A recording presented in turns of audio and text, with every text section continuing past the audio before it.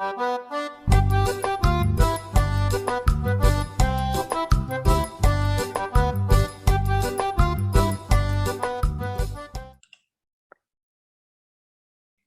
turma!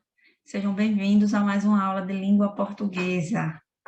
Hoje nós iremos trabalhar com a revisão dos tipos de sujeito. Vamos ler essa charge inicial? A professora, está diante do quadro, e questiona o aluno, No quadro nós temos uma oração. O eleitor confia na honestidade dos políticos. A professora diz: quem é o sujeito da oração? O aluno responde: só pode ser um mané. Vejam que a palavra mané, está em destaque. E é isso que traz a ironia ao texto, Que ele está criticando a posição dos eleitores. Mas ele não respondeu o que a professora perguntou, E vocês conseguem identificar qual é o sujeito dessa oração? Que palavras nas orações representam o agente da ação expressa pelo verbo? Se esse agente ele fosse retirado, a frase ela teria sentido? Por quê? Então, alguns verbos, eles necessitam de um ser ou algo que realize a ação expressa pelo verbo, Esse ser ou algo é o que nós chamamos de sujeito. Então, podemos defini-lo como elemento a que a informação se refere. Vamos identificá-lo? Primeiro, nós temos que encontrar o verbo. Qual é o verbo da oração? Confia, Então, nós perguntamos ao verbo: quem confia na honestidade dos políticos? O eleitor. Então, esse é o sujeito da oração. Vamos tentar novamente? Qual é o verbo nessa tira? A quem ele se refere? O verbo é gosto, A quem ele se refere? Ao pronome eu, Quem gosta? Eu. Logo, o sujeito da oração, ele é simples. Quem lembra por quê? O sujeito simples é aquele que possui um só núcleo, ou seja, uma palavra. Então, aí o núcleo é a palavra eu. Só tem uma palavra, esse é o núcleo do sujeito simples.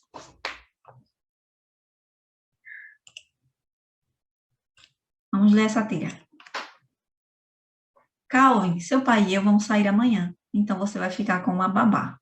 Oh, não, Rosaline, não. Eu chamei 8 pessoas e ela foi a única que aceitou. Chame mais alguém, chame mais alguém. Calvin, eu perdi 1 hora no telefone. Rosaline, está bom. Bom, ela é uma megera no suéter colegial. Eu não estou pronto para morrer. Lembra-se da Amy? Ela só gargalhou quando liguei para ela. Que garoto endiabrado, E então, no primeiro quadro da tira, nós temos a oração. Seu pai e eu vamos sair amanhã. Conseguiram identificar o verbo?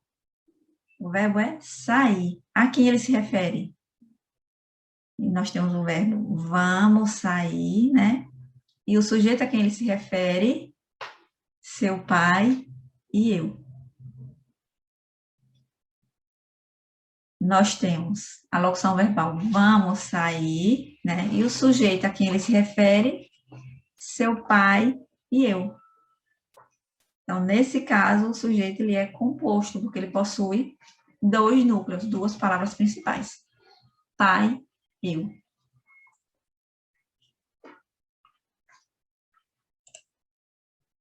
E nesse caso, qual o verbo? Ganhei, Mas a quem ele se refere? Podemos localizá-lo na tira?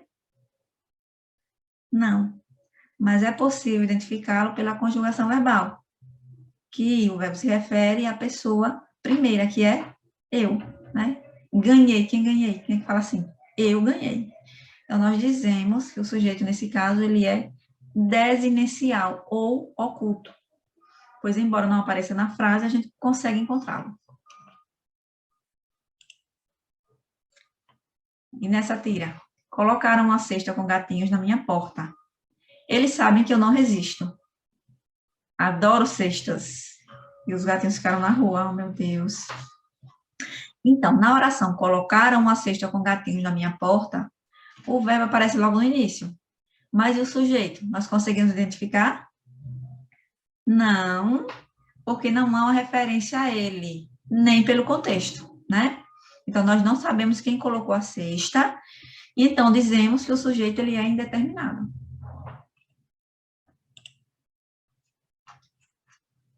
E nessa tira? Está chovendo há semanas, não suporto mais. Ora, a chuva faz bem às plantinhas. Obrigado por me lembrar isso.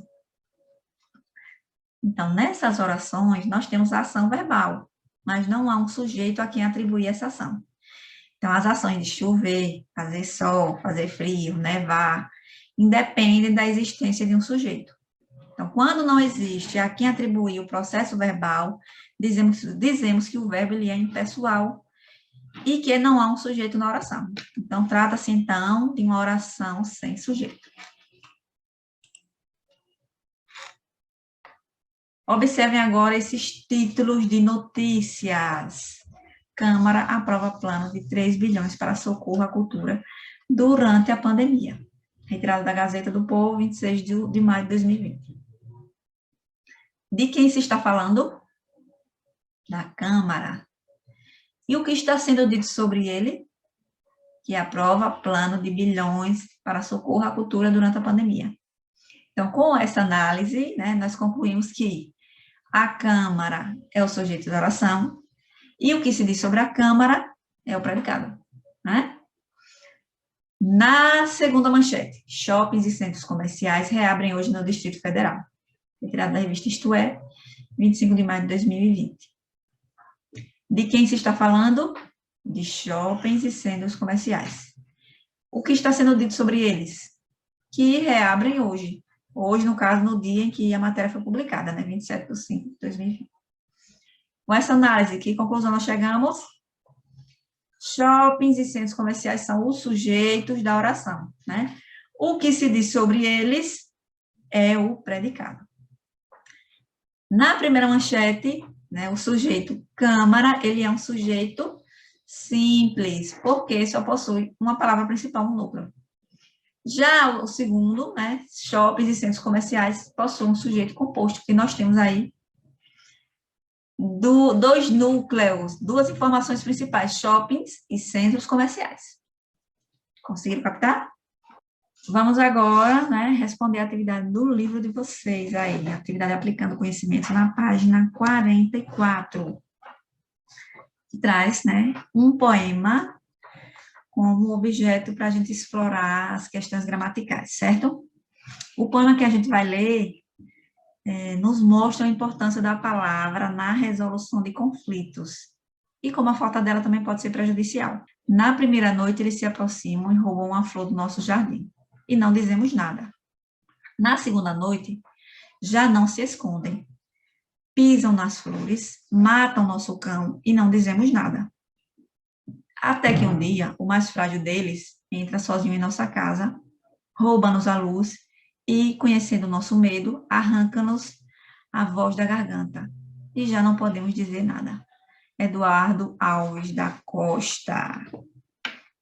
Vejam como o poder da palavra, né? Ele pode mudar o mundo, mudar a situação, resolver conflitos, né?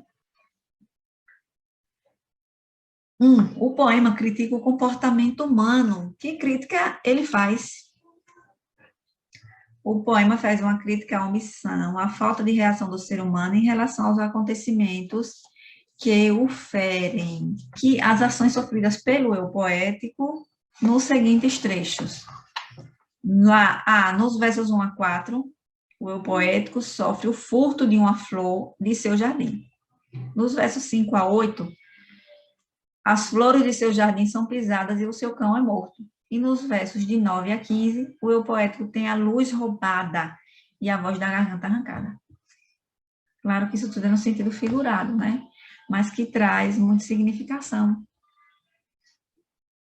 3. É possível afirmar que o eu poético faz uma crítica social e, ao mesmo tempo, sensibiliza e emociona o leitor. Justifique essa afirmativa com exemplos retirados do poema. O eu poético, ele compõe cenas, né, utilizando elementos com os quais nos relacionamos emocionalmente, como pisam nossas flores, né, matam nosso cão, até chegar diretamente a nós, arranca-nos a voz da garganta. E faz isso para nos alertar como tudo que temos e somos vai sendo destruído quando não reagimos, até que não possamos fazer mais nada. Daí a importância de sabermos usar as palavras certas nos momentos certos. 4. A interpretação desse poema pode ser variada e aplica-se a diferentes situações da vida. Dê um exemplo de uma situação do cotidiano que esteja relacionada àquilo que o poema critica. Aí é uma resposta pessoal, né? Vocês vão relacionar o que o poema nos traz com as situações do cotidiano.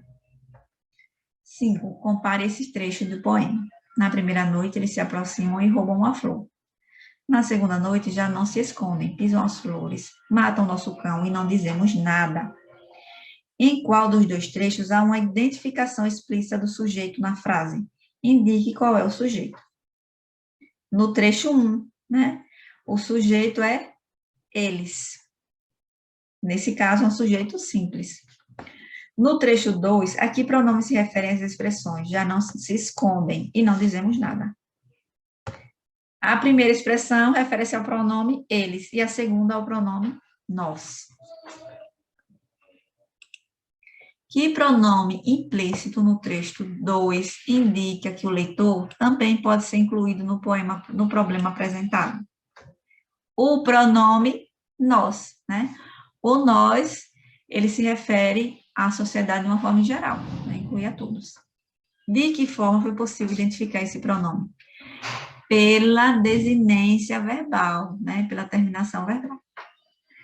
6. Identifique e transcreva os adjuntos adnominais do substantivo destacado nos versos abaixo. Nós temos aí. Na primeira noite, eles se aproximam e roubam uma flor do nosso jardim. E não dizemos nada.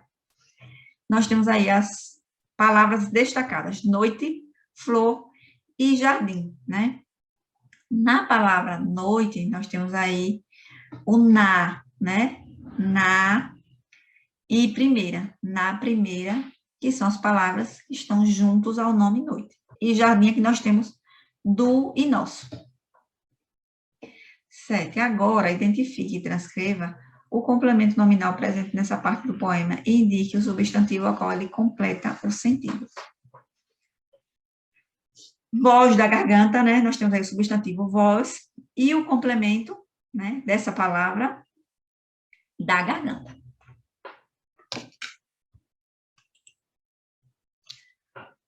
Para concluir, né, vou reforçar mais uma vez. Quais são os passos para que a gente encontre o sujeito? Primeira coisa, descubra o verbo e em que pessoa ele está. 2, coloque os termos da oração em ordem direta, né? Porque o sujeito ele pode vir no início, ele pode vir no fim. Na ordem inversa, a oração pode vir assim: aconteceu um acidente na esquina. Nós começamos aí com um verbo. E o sujeito ele está no meio da oração, né? Se a gente colocar essa oração na ordem direta, ela fica assim: um acidente aconteceu na esquina. O sujeito ele veio para o início. Aí fica mais fácil de vocês encontrarem. Depois, o que a gente faz? Identifica o sujeito. E então, pode encontrar o restante da oração que eu prediquei. Então, o sujeito ele pode aparecer no começo, no meio ou no fim da oração, como eu acabei de falar. Olha os exemplos. Os professores mantêm vínculos afetivos com os alunos. Aí o sujeito, os professores, que vem logo no início da frase. Na escola, a aula é mais atrativa. Com certeza, né, gente? Muito melhor estar na escola, interagindo com todo mundo, com os colegas, com o professor, do que estar na frente de uma tela. Mas, né, é o que temos, por enquanto. Então, o sujeito nessa oração é a aula. Está aí no meio da oração, né? Se a gente transformasse na ordem direta, ficaria: a aula é mais atrativa na escola. E aí, o terceiro caso: nas escolas acontecem muitos problemas. Na ordem direta ficaria: muitos problemas acontecem na escola.